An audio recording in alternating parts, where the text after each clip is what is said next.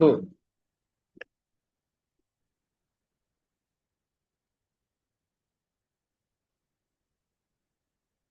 वसुदेव सुतं देवं कंस चाणूरमर्दनम देवकी परमानंदम कृष्णं वंदे जगद्गुरुम। जगद्गुरु श्री कृष्ण के चरणों में प्रणाम और आप सबको हृदय से नमन।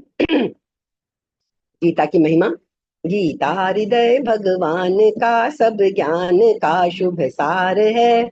इस शुद्ध गीता ज्ञान से ही चल रहा संसार है। गीता परम विद्या सनातन सर्व शास्त्र प्रधान है। पर ब्रह्म रूपी मोक्षकारी नित्य गीता ज्ञान है। यह मोह माया कष्टमय करना जिसे संसार हो, वह बैठ गीता नाव में सुख से सहज में पार हो। संसार के सब ज्ञान का यह ज्ञानमय भंडार है। श्रुति उपनिषद वेदांत ग्रंथों का परम शुभ सार है। तो आपको ध्यान होगा, पिछली बार हम 9वें अध्याय का 22वां श्लोक कर रहे थे, जिसकी हमने चर्चा की थी कि वो गीता का एक सेंटर है, एकदम मध्य भाग आ जाता है और बहुत प्रसिद्ध श्लोक है, जिसका लास्ट जो है योगक्षेमम वहाम्यहम्, तो उसकी हम चर्चा कर रहे थे और हमने काफी कुछ समझ लिया था। तो योग और क्षेम, ये दोनों चीजें जो हैं, हमने पिछली बार बात की थी ना कि क्या था, एक बार फिर श्लोक पढ़ देती हूँ। अनन्याश्चिन्तयन्तो माम ये जनाः पर्युपासते तेषां नित्याभियुक्तानां योगक्षेमं वहाम्यहम्। जो अनन्य भक्त मेरा चिंतन करते हुए पर्युपासते, मेरी भली भांति उपासना करते हैं, नित्याभियुक्तानां, मुझ में निरंतर लगे हुए उन भक्तों का योगक्षेम मैं वहन करता हूँ। तो हम चर्चा पे आ गए थे उपासना और वासना कि ये दो ही चीजें जीवन में हैं मुख्य। या तो हम जब तक हम वासना में पड़े रहेंगे तब तक फिर कुछ नहीं होगा। जब तक हम दुनिया की इच्छाओं में वासनाओं में हैं तब तक हमें ईश्वर की प्राप्ति नहीं हो सकती। तो ये जो सारे हम लोग बैठे हैं, हम जीवन के उच्चतम लक्ष्य को पाने की प्राप्ति के लिए साधना के जो पथ पे चलने वाले लोग हैं वो बैठे हैं, जिन्हें दुनिया में ही उलझे रहना है, दुनिया की ही चीजों में अपनी प्राप्ति और अप्राप्ति और उसी से सुख दुख हासिल करना है। तो उनके लिए फिर साधना का रास्ता है ही नहीं। वो तो फिर 84 लाख योनियां हैं, जन्म लेते रहेंगे, पर जो हमारा असली उद्देश्य है मनुष्य जन्म का, उससे हम दूर ही रहेंगे। तो ये जो हमने पिछली बार देखा था ना कि भाई हमें करना क्या है, हमें अनन्य अनन्य भक्ति करनी है ईश्वर की। अनन्य का मतलब फिर और कोई नहीं। यहाँ पे और देवी देवताओं के बारे में भी ये निषेध किया गया है, और किस तरह यदि देवी देवताओं की भी पूजा करनी है तो कैसे करनी है वो हमें समझना होगा। तो इसका है, सबसे बड़ी बात है निष्काम भावना से करना है। सब कुछ करो, दुनिया में जो हासिल करना है वो हासिल करो, लेकिन सब कुछ निष्काम भावना। निष्काम भावना का अर्थ क्या है? परमात्मा जो भी दे रहा है वह उसकी अनुकंपा है, हमारी कोई मांग नहीं है, और वह जो भी दे रहा है उस सभी के लिए हम अनुग्रहित हैं। उसमें हमें भेद नहीं करना है कि इस बात के लिए तो ईश्वर तेरी कृपा है और इस बात के लिए शिकायत है। जिस आदमी के मन में भी शिकायत है उसको हम आस्तिक नहीं कह सकते। जैसे हमने देखा ना पिछली बार के एक आदमी का हमने एग्जाम्पल दिया था कि कैंसर हो गया, तो जीवन भर जो भगवान को मानता था, लास्ट में बोला कि क्या फायदा, मैंने भगवान को इतना माना, मेरे को कैंसर हो गया। भगवान कोई चीज को, आपको यह समझना पड़ेगा कि ईश्वर जो भी दे रहा है वो चाहे हमें बुरा लग रहा है, लेकिन उसमें ईश्वर ने हमारा हित सोच रखा है। तो ऐसा जो व्यक्ति सोच लेता है उसके लिए ये जीवन आनंद उत्सव है। सारा जीवन उसके लिए एक अनुग्रह है, एक ग्रेटिट्यूड है। जीवन मिला है, बस यही बहुत बड़ी बात है कि हमको ईश्वर के निकट रहने का अवसर मिला है।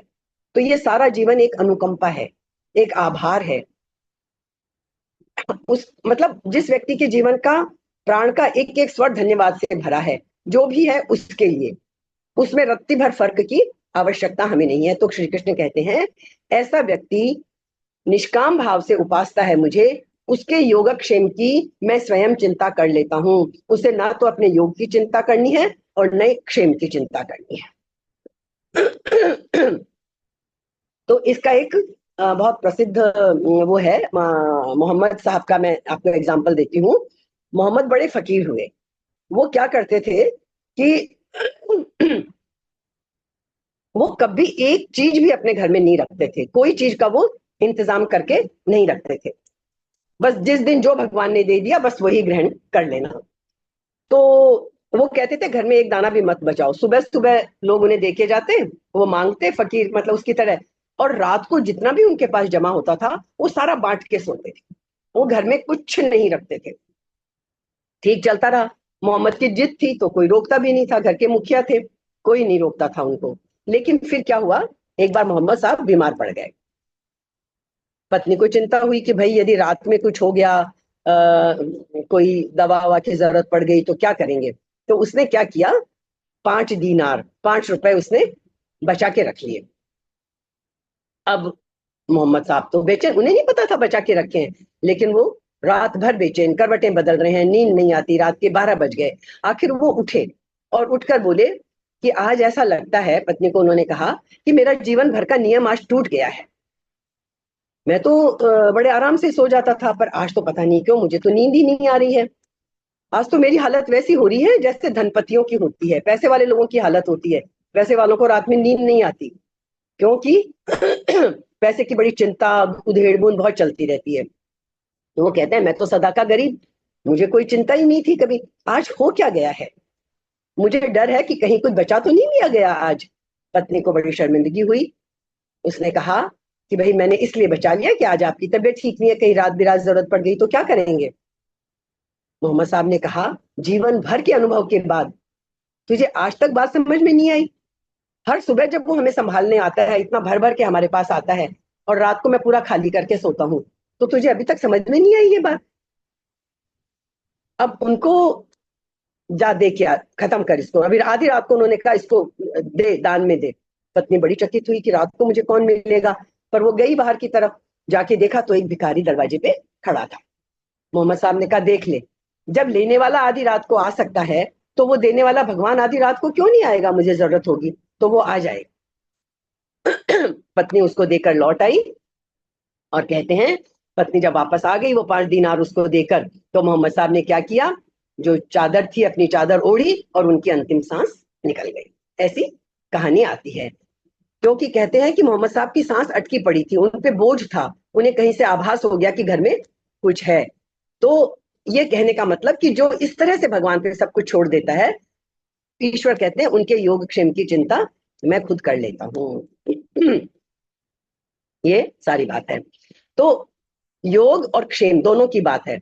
मतलब ऐसे जो ऐसा उपासक जो सब कुछ भगवान के ऊपर छोड़ देता है, उसको ना साधना की जरूरत है, ना साधन की जरूरत है, ना तप की जरूरत है, ना यश की जरूरत है, ना किसी विधि की जरूरत है, ना किसी व्यवस्था की जरूरत है। ऐसे व्यक्ति को परमात्मा से मिलने के लिए कुछ भी करने की जरूरत नहीं है।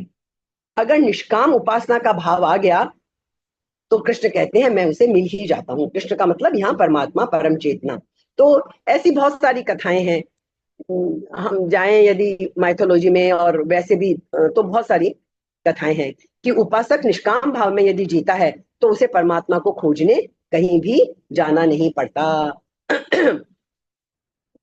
क्यों? क्योंकि भक्त तो ये कहता है कि तू चारों तरफ है, बस मुझे क्या करना है।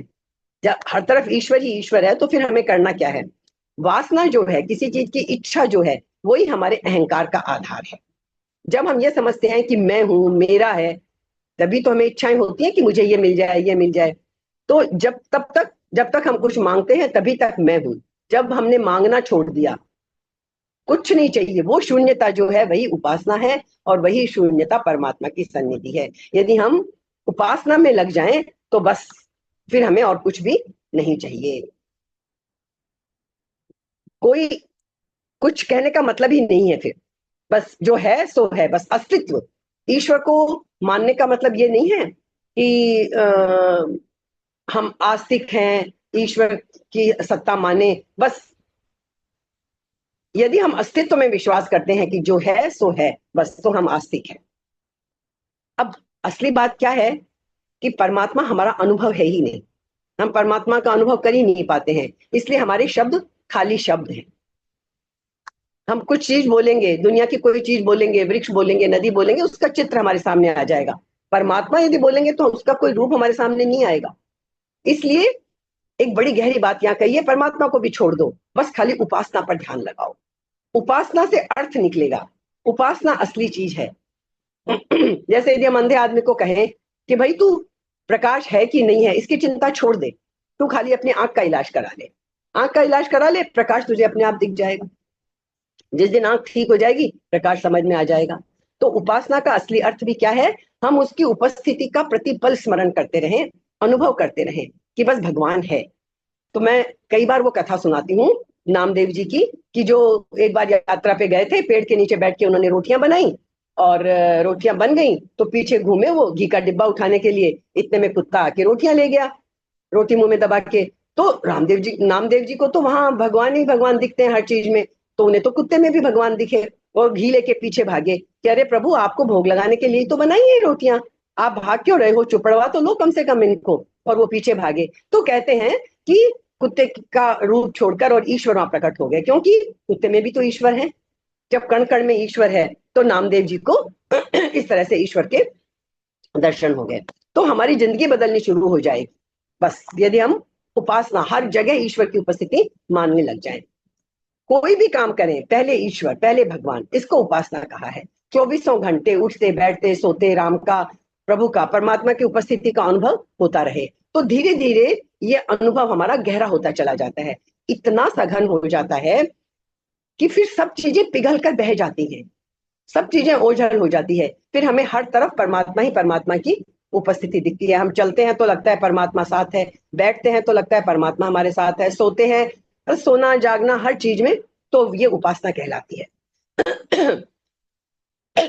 वासना से भरा हुआ व्यक्ति सबसे बड़ा दरिद्र है, उपासना से भरा हुआ व्यक्ति सम्राट हो जाता है, उसे फिर कोई चीज की चिंता नहीं। उपासना का मतलब है अपने भिक्षा पात्र को, जो हम हर समय भगवान से मांगते रहते हैं, उस भिक्षा पात्र को तोड़कर फेंक देने। उपासना इस बात की खबर देती है कि वह हमारा ही है, उससे मांगना क्या है। जब वो तीनों लोगों का सम्राट कण कण का स्वामी हमारा है तो हम भी उसके अंश हैं, सब कुछ हमारा ही तो है, वह मुझ में है, उससे मांगना क्या। और जो भी उसने दिया, अच्छा दिया या बुरा दिया, वो उसकी समझ है। यदि हमको बुरा लगता है कि ये चीज हमारे लिए अच्छी नहीं है, पर यदि ईश्वर को पता है कि हमारे लिए क्या अच्छा है, यदि वो उसने हमसे ले लिया तो हमें बिल्कुल चिंता नहीं करनी चाहिए। निकल गया तो निकल गया, ईश्वर ने उसमें हमारी कुछ भलाई सोची है। तो उपासना का अर्थ है स्वयं के भीतर छिपी हुई परम संपदा का अनुभव, और वासना का अर्थ है स्वयं के भीतर एक भिक्षा पात्र की स्मृति कि मैं तो एक भिखारी हूं, मांगता रहता हूं, मांगता रहता हूं, हर टाइम, हर टाइम मांगता रहता हूं, है ना। स्वामी राम का आपने कथा सुनी होगी, वो हमेशा अपने आप को बादशाह कहते थे, बादशाह राम। वो अमेरिका गए, वो वहां भी यही कहते थे। तब लोगों ने कहा कुछ तो है नहीं, फकीर हो तुम, क्या अपने आप को बादशाह बोलते हो इस तरह। तो एक व्यक्ति ने कहा, उसने कहा भाई मैं समझा नहीं सकता, तुम मेरे पास रहो कुछ दिन तो तुम्हें समझ आएगा। वो व्यक्ति रहा, उसने देखा कि वाकई इस व्यक्ति की तो आंखों में ही कुछ अजीब चीज है। सूरज निकलता है तो सूरज को ये ऐसे देखता है जैसे इसकी आज्ञा से सूरज निकला हो, जैसे ये सारी दुनिया इसकी आज्ञा से चल रही हो, ये तो बड़ा सम्राट है। 7वें दिन उसने कहा भाई मुझे तो लगता है कि आपका दिमाग खराब है, आज तो मुझे लग रहा है मेरा ही दिमाग खराब हो गया, क्या राज है ये, क्या सीक्रेट है जो आप इस तरह सम्राट की तरह जीते हो और कुछ भी नहीं है आपके पास। तो उन्होंने उसको वही बात समझाई कि भाई सब कुछ तो परमात्मा का जो है वो सब कुछ मेरा है। तो ये उपासना जो है परमात्मा की इतनी सघन प्रीति करा देती है। तो प्रार्थना का मतलब मांगना जरा भी नहीं है। हम लोग जो प्रार्थना करते हैं ना कि हे भगवान मुझे ये दे दे, हे भगवान मुझे ये दे दे, प्रार्थना का मतलब मांगना जरा भी नहीं है। हम असली प्रार्थना करते ही नहीं है। प्रार्थना का मतलब है उस तान में एक हो जाना, उस तान के साथ डोलने लगना, उस तान के साथ नाचने लगना जो चारों तरफ मौजूद है। प्रार्थना एक लीनता है और उपासना उसकी उपस्थिति को अनुभव करने का नाम है कि ईश्वर हमारे चारों तरफ है और बिना मांगे जो उसे अनुभव करने को तैयार है, श्री कृष्ण कहते हैं वह फिर लौटता नहीं, वह फिर इस माया के चक्कर से बाहर हो जाता है, वह चाक से चक्कर से बाहर छलांग लगा लेता है। अब उसको ऊपर नीचे घूमना नहीं है, वो अब उस चक्र से बाहर निकल गया। फिर ये चाक घूमता रहे, वो व्यक्ति नहीं घूमता, उसको ईश्वर अपने संभाल लेते हैं। तो हम बस वासना में लटके पड़े रहते हैं। हमारी प्रार्थनाएं, हम जो प्रार्थना भी करते हैं ना ईश्वर से, ईश्वर ये दे दे ये दे दे, सच मानिए ये प्रार्थनाएं हमारे बंधन को और मजबूत करती हैं। हमारी प्रार्थनाएं हमारे संसार को और गहरा कर देती है। ये हमारी गड़बड़ हो जाती है। तो इसलिए वासना और उपासना का फर्क समझना है, तो ईश्वर योग और क्षेम की चिंता खुद हमारी कर लेगा। ठीक है, अब हम आगे के श्लोकों पे बढ़ते हैं। 23, 24 और 25 ये 3 श्लोक हैं जिनको मैं पढ़ूंगी, अर्थ भी समझेंगे हम, और उनकी विशेष व्याख्या करनी होगी तो फिर करेंगे। अभी हम एक बार पढ़ते हैं। तो आपने देखा 22वें श्लोक में कि अपनी उपासना की बात कहकर, अब इस 23वें श्लोक में भगवान कहते हैं अन्य देवताओं की उपासना जो करते हैं वो क्या है। हम जो सब करते हैं ना, हमने तो, हमारे यहाँ तो 33 करोड़ देवी देवता मानते हैं। हम तो कहीं हर गांव में जाइए, थोड़े थोड़े किलोमीटर पे एक अलग देवता आपको मिल जाएगा। तो यहाँ उन देवताओं की उपासना के बारे में यहाँ बताया गया है। देवताओं की उपासना करना बुरा नहीं है, उसकी असली बात समझनी है कि उनकी उपासना हमें किस भाव से करनी चाहिए। तो अब मैं 23वां श्लोक पढ़ रही हूँ 9वें अध्याय का। ये प्यन्य देवता भक्ता, ये अपि अन्य देवता, ये अपि अन्य देवता भक्ता यजन्ते श्रद्धयान्वितः तेपि मामेव कौन्तेय यजन्ति अविधि पूर्वकम। क्या कह रहे हैं कृष्ण, ध्यान से सुनिए। कौन्ते, हे कुंती नंदन अर्जुन, ये अपि भक्ता, जो भी भक्त, श्रद्धया अन्विता, श्रद्धा से भरकर, श्रद्धा पूर्वक, अन्य देवता, अन्य देवताओं का यजन्ते पूजन करते हैं, ते अपि, वे भी, माम एव यजन्ति, मेरा ही पूजन करते हैं। यहाँ कृष्ण कह रहे हैं जो अन्य देवताओं का पूजन करते हैं, हम जो अपने अन्य 33 करोड़ देवी देवता जिसके जो हैं, वो भी मेरा ही पूजन करते हैं। लेकिन वो पूजन कैसे करते हैं? विधि पूर्वक नहीं करते, अविधि पूर्वक, अर्थात देवताओं को मुझसे अलग मानते हैं। इसमें बस एक ही विधि है, देवताओं की पूजा को मना नहीं किया गया है, वो हम समझ लेते हैं। हम देवताओं को भी यदि ईश्वर का ही रूप मान लें तो गलती नहीं है। फिर तो आप पत्थर को भी पूज लें, किसी को भी पूज लें, पर उसमें ईश्वर रूप देख कर पूजें। बहुत गहरी बात है, लेकिन मुश्किल नहीं है, असंभव नहीं है। मुश्किल तो है, असंभव नहीं है, और शायद मुश्किल भी बहुत ज्यादा नहीं है। यदि हम उपासना और वासना का फर्क समझ जाएं, ईश्वर को हर जगह देखने लग जाएं, तो इसका जरा अच्छे से समझ लीजिए कि देवताओं के जिन भक्तों को सब कुछ मैं ही हूं, इसी 9वें अध्याय के 19वें श्लोक में हमने पढ़ा था ना, सत असच अहम, सत भी मैं हूं, असत भी मैं हूं, सब कुछ मैं हूं। ये समझ में नहीं आया है जिन लोगों को, और जिनकी श्रद्धा अन्य देवताओं पर है, जो अन्य देवताओं में भगवान को नहीं देखते, अन्य देवताओं को अन्य देवताओं की तरह देखते हैं और उन देवताओं का ही श्रद्धा पूर्वक यजन करते हैं, पूजन करते हैं, वे देवताओं को मेरे से अलग और मुझसे बड़ा मानकर अपनी अपनी श्रद्धा भक्ति के अनुसार अपने अपने इष्ट देवता के नियमों का धारण करते हैं। इन देवताओं की कृपा से हमें सब कुछ मिल जाएगा, ऐसा समझकर नित्य निरंतर देवताओं की ही सेवा पूजा में लगे रहते हैं। ये इस पहली लाइन का अर्थ है। कौन्ते ये अपि भक्तः श्रद्धया अन्विता अन्य देवता यजन्ते। ये मैंने इसका अर्थ बता दिया आपको कि अन्य देवताओं की जो पूजा करते हैं वो क्या होता है। तेपि मामेव कौन्तेय यजन्ति अविधि पूर्वकम। अब अगली लाइन का अर्थ मैं बताती हूँ आपको। देवताओं का पूजन करने वाले भी वास्तव में मेरा ही पूजन करते हैं, क्योंकि तत्व से मेरे सिवाय कुछ है ही नहीं। सत भी मैं, असत भी मैं, ये भी मैं, वो भी मैं, सब कुछ मैं, अच्छा भी मैं, बुरा भी मैं। तो फिर तत्व से प्रभु के अलावा, उस परम चेतना के अलावा, उस परम सत्ता के अलावा और कुछ भी नहीं है। मेरे से अलग उन देवताओं की सत्ता ही नहीं है, वे मेरे ही स्वरूप हैं। अतः उनके द्वारा किया गया देवताओं का पूजन भी, यहाँ श्री कृष्ण समझा रहे हैं अर्जुन को कि वो पूजन भी वास्तव में मेरा ही पूजन है, लेकिन वो विधि पूर्वक नहीं है, वो अविधि पूर्वक है। अविधि पूर्वक कहने का क्या मतलब है? यहाँ अविधि पूर्वक कहने का ये मतलब नहीं है कि जो हम विधि करते हैं ना, विधि इतनी सामग्री चाहिए, इतना जौ चाहिए, इतना चावल चाहिए, इतनी सुपारी चाहिए, इतनी रोली चाहिए, चावल चाहिए, सिंदूर चाहिए। ये जो विधियां हम करते हैं, यहाँ उस विधि का मतलब नहीं है। कैसी मंत्र होने चाहिए वो विधि की चर्चा यहाँ कृष्ण नहीं कर रहे। यहाँ मतलब है मेरे को उन देवताओं से अलग ना मानना। आप कितनी भी विधि विधान से करो, जिस भी देवता की पूजा करो, पत्थर को भी पूज लो, लेकिन उसमें भी ईश्वर को देखो, भगवान को देखो, ये कहना है यहाँ कृष्ण का गीता में। जैसे कामना के कारण ज्ञान हार जाता है ना, तो वो फिर क्या करते हैं, देवताओं की शरण में चले जाते हैं। तो कृष्ण कहते हैं कि मेरे से देव कामनाओं के कारण ही तो हम देवताओं की पूजा करते हैं ना। हनुमान जी की पूजा करेंगे ये मिलेगा, देवी की पूजा करेंगे ये मिलेगा, इस देवी की पूजा से ये मिलेगा, है ना। अलग अलग हम अलग अलग देवी देवताओं पे स्विच भी करते रहते हैं। ऐसे ही यहाँ मेरे से देवताओं की अलग सत्ता मानकर जो देवताओं का पूजन करते हैं वो अविधि पूर्वक पूजन करना है। यदि देवताओं में भी ईश्वर का दर्शन करके करें तो कोई, तो इस श्लोक का निष्कर्ष क्या निकला, दो बातें हैं।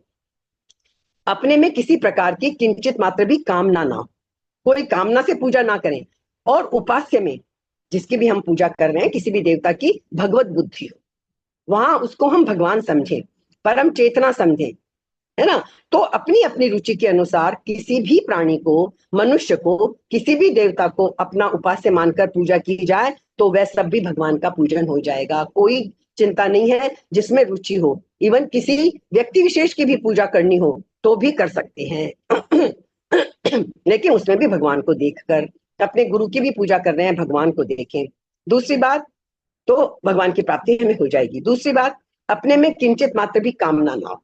कामना है, वासना है, वहां उपासना नहीं है। और उपास्य के रूप में साक्षात भगवान हो तो फिर हम भक्त की श्रेणी में आ जाएंगे। याद कर लीजिए 7वें अध्याय का 18वां श्लोक, जहां हमने 4 तरह के भक्त देखे थे, अर्थार्थी, आर्त, जिज्ञासु और ज्ञानी। 4 तरह के भक्त हमने पढ़े थे। 7वें श्लोक का 18वां श्लोक याद करिए। तो हम भक्त की श्रेणी में आ जाएंगे, और भक्त यदि हम बन गए तो फिर भगवान हमारे योगक्षेम की चिंता खुद करेंगे, हमें चिंता करने की जरूरत नहीं है। तो वास्तव में भगवान ही सब कुछ है। अतः जिस किसी की उपासना की जाए, जिस किसी की सेवा की जाए, सब प्रकारांतर से भगवान की ही उपासना है। जैसे आकाश से पानी बरसा, नदी में जाएगा, नाले में जाएगा, झरने में जाएगा, अंत में समुद्र में ही जाएगा। क्यों? क्योंकि वह जल समुद्र का ही है। ऐसे ही हम सब मनुष्य किसी का भी पूजन करें, तत्व से भगवान का ही पूजन होता है। क्या एक एग्जाम्पल है, एक स्मृति में आया है एक बहुत अच्छा, आकाशात पतितं तोयम यथा गच्छति सागरम। आकाश से गिरा हुआ पानी जैसे सागर में जाता है। सर्वदेव नमस्कार है केशवम प्रति गच्छति। किसी भी देवता को हम नमस्कार करें तो वो उस भगवान के प्रति ही हमारा नमस्कार जाता है, परंतु पूजक को लाभ अपनी अपनी भावना के अनुसार ही होता है।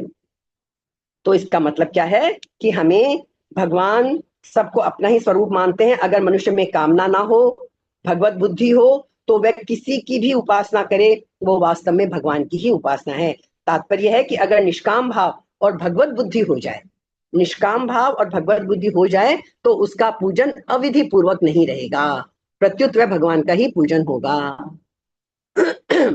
ठीक है, और डिटेल में समझ लेंगे बाद में, काफी समझ लिया हमने। अभी हम 24वां श्लोक, आगे का श्लोक पढ़ते हैं।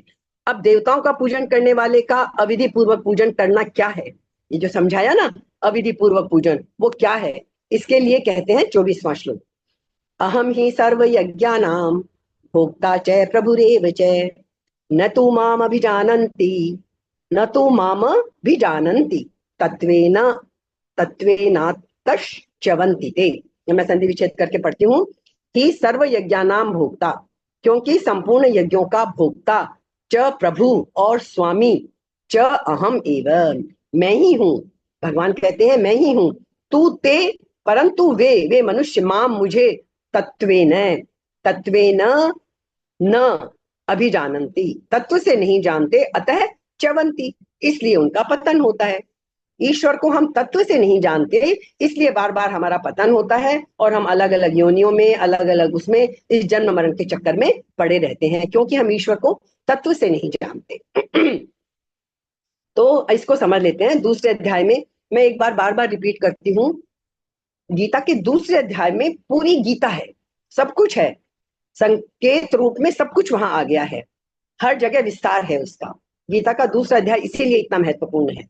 जब हम पूरी गीता पढ़ लेंगे ना फिर जब हम एक बार दूसरा अध्याय फिर से पढ़ेंगे तो हमें लगेगा अच्छा इसका ये मतलब है, अच्छा इसका वहां विस्तार था, हमें बहुत अच्छा लगेगा फिर। तो दूसरे अध्याय में भगवान ने क्या कहा था कि जो भोग और ऐश्वर्य में अत्यंत आसक्त है वे मेरे को केवल परमात्मा की तरफ ही चलना है ऐसा निश्चय कर ही नहीं सकते, क्योंकि हम लोग हर वक्त दुनिया के उसमें पड़े हुए हैं, भोग और ऐश्वर्य में, इसलिए हम परमात्मा की तरफ जा ही नहीं पाते हैं। तो परमात्मा की तरफ चलने में दो बाधाएं मुख्य आती हैं, एक तो अपने को भोगों का भोक्ता मानना और अपने को संग्रह का मालिक मानना। बार बार गीता हमें क्या कहती है, अपने को कर्ता भी मत मानो, भोक्ता भी मत मानो, ना हम करता है ना हम भोगता है, बस फिर हमारी बात बन जाएगी। तो इन दोनों से मनुष्य की बुद्धि उल्टी हो जाती है, इससे परमात्मा से हम पूरी तरह विमुख हो जाते हैं।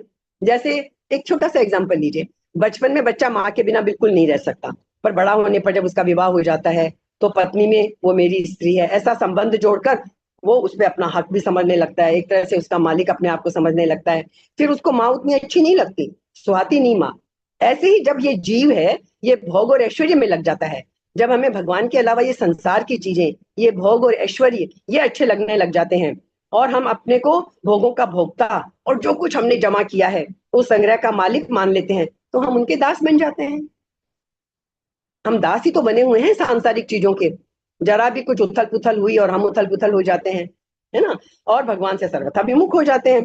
फिर हमको ये बात याद ही नहीं रहती कि सबके भोक्ता और मालिक तो भगवान है, जो उन्होंने कहा था सच है, हम सब कुछ मैं हूँ, भोक्ता भी मैं हूँ, सब कुछ मैं हूँ।